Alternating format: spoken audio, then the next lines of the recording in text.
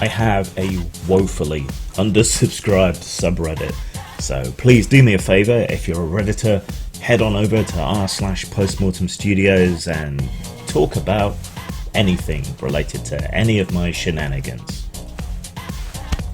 Peace. Hello lovelies. So today we're going to take a look at The Wild Beyond the Witchlight, a Feywild adventure, a new release from Wizards of the Coast. I feel that I have to keep up on 5th edition releases because of Errortech, which we run using faerie, and lots of our guest stars and so on want to use things that they've seen in various 5th edition supplements, so I kind of feel that I have to. Initially, I guess we can say that this is all up to the usual sort of production standard that we expect from Wizards of the Coast. Nothing outstanding for Wizards. I mean, you can throw money at it and you can get competent and even very good illustrations and layout and all the rest of it, but there is nothing particularly to recommend the design and the layout as compared to any others. It doesn't feel like there's much of an improvement. The addition of a map and a sort of quest tracker thing is quite nice. There's some role-playing hint cards in the back which are quite useful but aren't actually as cards, which would have been even more useful. Some of the artwork is better than usual, some of the artwork is worse than usual. There's an inconsistency in style. I would say that's probably the main detracting point on that side. Now, it's set in the Feywild, the fairy realms. That seems to be a theme lately with adventures of them taking place in planes and demi-planes and so on. It calls itself a wickedly whimsical adventure, but there's definitely a lot more here that's whimsical than wicked, which, if you have any familiarity with old European fairy tales, folklore and history, is probably the wrong way to apply your focus. But then I guess that's the audience. The audience doesn't necessarily know how truly dark the old fairy tales were, how dreaded fairies were, where they got their reputation in the old folklore for being horrible, nasty, grotesque, manipulative, horrendous creatures that would prey on mankind. Oops, there goes the speaker. Never mind. In fact, I would go so far as to say it's not so much whimsical as lol so random. D&D has a kind of uneasy history with whimsy, I suppose. There were a lot of puns and silly creatures and things in the past, but it was all done with a kind of straight face within the game and a nod and a wink to people outside the game. So seriously for the characters, not so seriously for the players. But as I say, this is a lot more lol so random. It claims to be something that can be run without resorting to violence, and it's nice to have that option, the same as it is in computer games like, say, Deus Ex or the older ones in the Fallout series, where you could get through without killing anybody. So it's nice to have that option, but it feels a little forced. And because there isn't that impetus, that drive, that thrust for combat, you lose what is, after all, the main sort of option and mechanical focus of D&D. D&D is not really suited to whimsical social interactions. It doesn't really have rules that work in that basis. There's nothing deep in the social mechanics. There's no stunt mechanic, right? A lot of people are just going to resort to rolling diplomacy or persuasion or whatever, or just firing off a quick spell to solve these encounters, which they could do already anyway. So what it actually does is that it renders a lot of the encounters and puzzles and problems impotent, meaningless, unable to really get in the way of the players, makes them eminently bypassable. So rather than adding options or creating new and intriguing challenges, it more pulls the teeth of the whole adventure, unfortunately. Experience points are awarded by checkpoint. So milestones, I guess, but they're not really character milestones, they're points in the adventure milestones. Personally, I find this more immersion breaking than the standard sort of XP piecemeal award, because you get it all in one go, but there's not really any reason why your character would have developed that quickly or had that time to study and hone their skills and to train. I think experience points are better, or levels are better gained between sessions when there is downtime and there is time to consolidate what you've perhaps learned on your adventures. In some ways this is similar to Ravenloft or Cravensoft if you're a critic like I am, in that there's a semi-random allocation of things that you need to find or use to complete the adventure. And obviously, adventures are extremely hard to review without creating spoilers. I'll try. There's some decent random tables, for all I've complained about LOL so random, things like Feywild trinkets and gifts and marks and so on. There's a Feylost background, the Witchlight Carnival Hand background. This is where you've spent time in the fairy realms in the kind of travelling circus fair thing that they have. It's interesting, there's an inconsistent presentation of Mr. Witch, who, along with Mr. Light, runs the carnival. If you look at the cover, he looks kind of like Michael Clark Duncan, yeah, God rest his soul. But in the interior, you've got illustrations of him looking white, and you've got illustrations of him with sort of grey skin and much more pointed ears. So there's an inconsistency in the art direction, which I guess a lot of people wouldn't pick up on. But I guess I do, because I make games, I suppose. Maybe it's nitpicky, maybe it's even intentional, maybe it's all part of the whimsy, but it doesn't work for me. We have some new races in the game, which are still called races. I thought they were getting rid of that. As faerie, but they're not really much like fairies. They're the size of halflings or gnomes, just they have wings. I think Earthdawn and Tunnels and Trolls do a better job of making playable fairies, or windlings in the case of Earthdawn, if I remember correctly, in that they're tiny, so they have certain advantages from being really tiny, but they also have disadvantages from being really tiny. It's a shame that just doesn't seem to be present in this, and they've gone the path of least resistance, or the least exceptional rules, but then, as we've been complaining about with the kind of removal of distinctive racial characteristics and so on in D&D, or species characteristics, more specifically, it just renders everything into a grey mush, and a fairy should be very different to anything or anyone else. We also have the Harengun, which are a race of rabbit/hare people, erring on the side of furry rather than Final Fantasy XII hot Amazon bunny girls, unfortunately. But I guess people who like Judy Hop and the furries are going to be happier with that. Where I think the adventure is good, and where I can kind of talk about it without any spoilers, is in its hook. So as kids, you snuck in and you looked around the Witchlight Carnival, and as a result, something was stolen from you, and you're now seeking to get it back.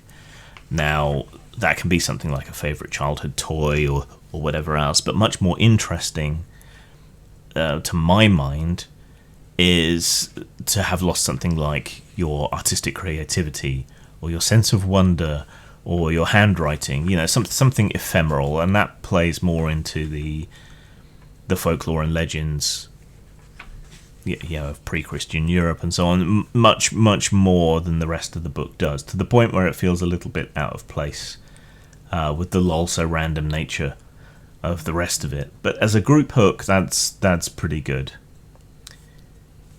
the rest of the main hook, obviously, is the carnival. Now, this is one of those ideas in gaming that sounds like a really good idea, but it rarely works. I've tried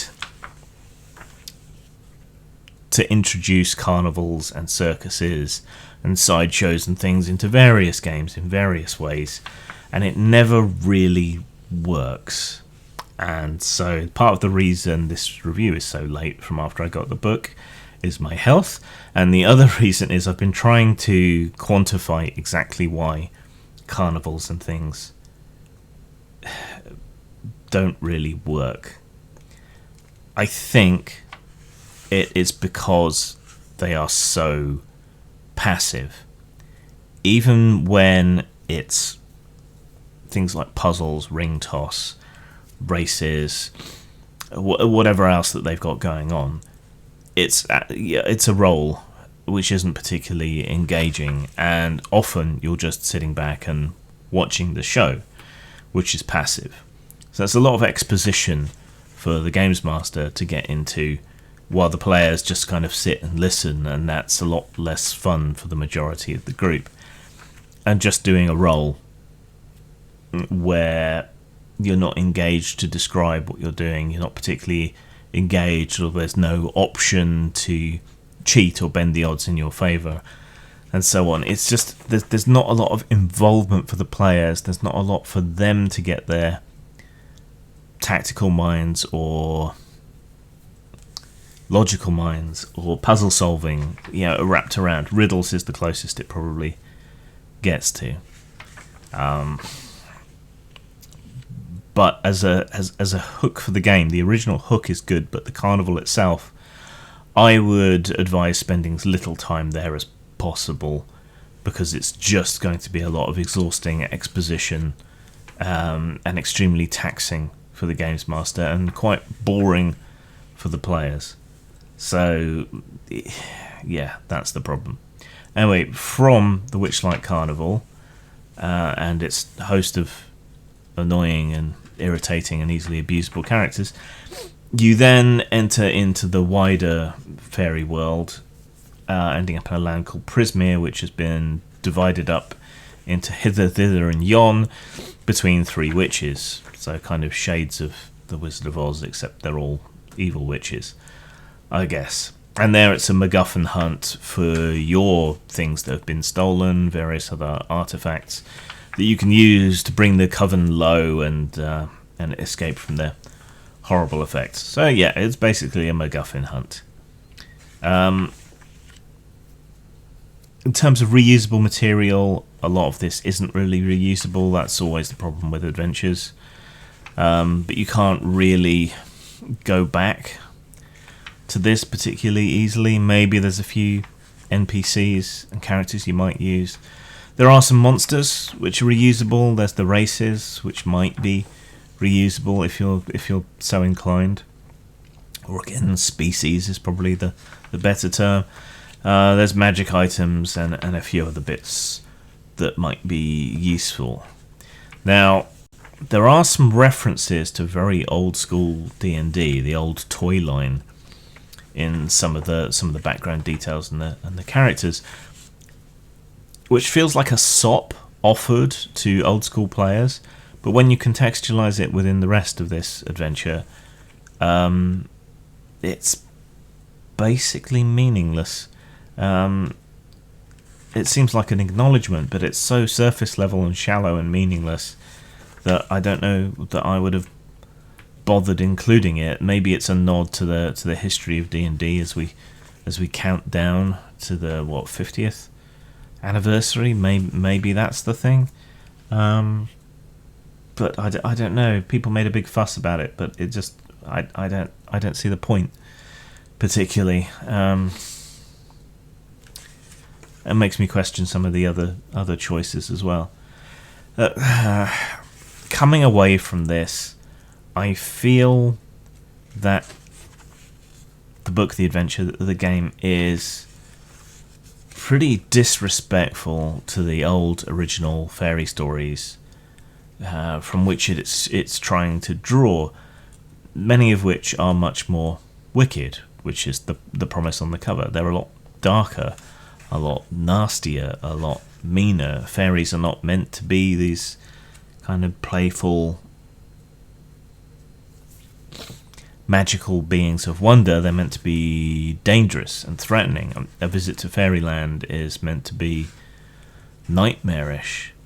The big bad wolf eats Red Riding Hood. Sleeping Beauty needed more than a kiss to wake up, and so it goes, and so it goes, and so it goes. This plays into the kind of Victorian and I guess the modern whimsification of earlier darker stories, of pre-Christian myth and legend transferred into fairy tale, cautionary tales to keep children in line, traditions.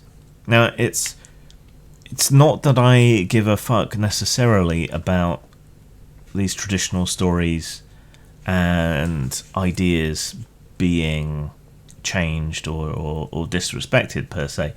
It's just that it's inconsistent, and that's what I give a fuck about, in that the traditions and stories of non-Western cultures are increasingly being treated with an immense amount of respect, possibly too much respect, and caution and care, and yet at the same time within our culture, ancient English myths, legends, and folklore aren't being treated with the same respect, or aren't being treated in the darker way that they should be. Same with Norse myths and legends, Finno-Ugric ones. It's inconsistent and hypocritical, and that is what I give a fuck about.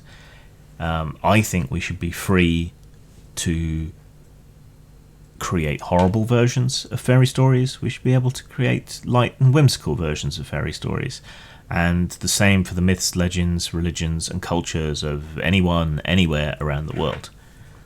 But if you're going to be restrictive, then you need to be consistent in your demands for respect and so on. And it's just not here. That's what I give a damn about, the hypocrisy.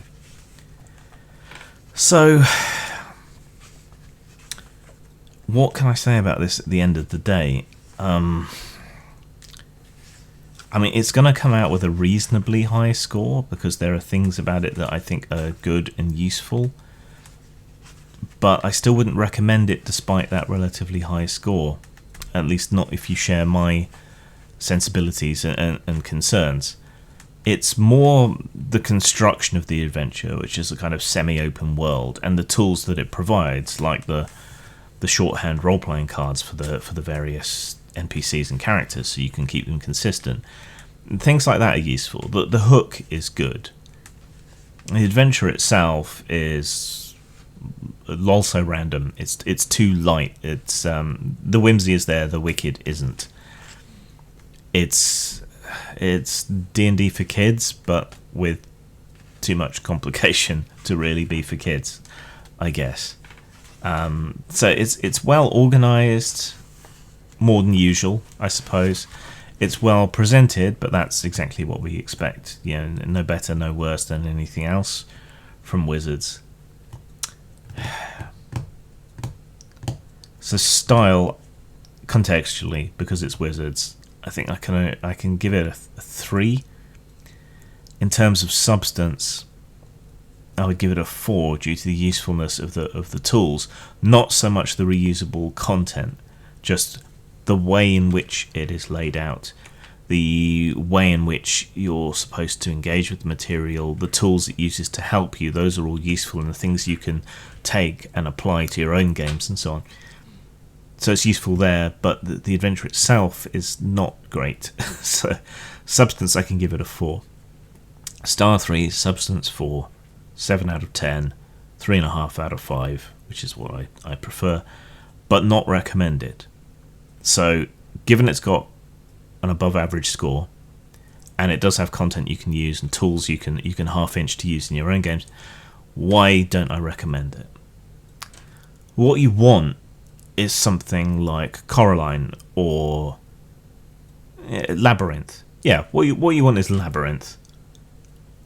what you get is more like an asylum mockbuster of Labyrinth, where they've replaced David Bowie with Gary Glitter. It's cutesy, it's hollow, it's patronising, it's disrespectful in an inconsistent way. And it's really only useful if you hollow it out, cut it up, take the parts that you can use and ignore the rest. Zang. A problem for every games master has always been coming up with adventure ideas.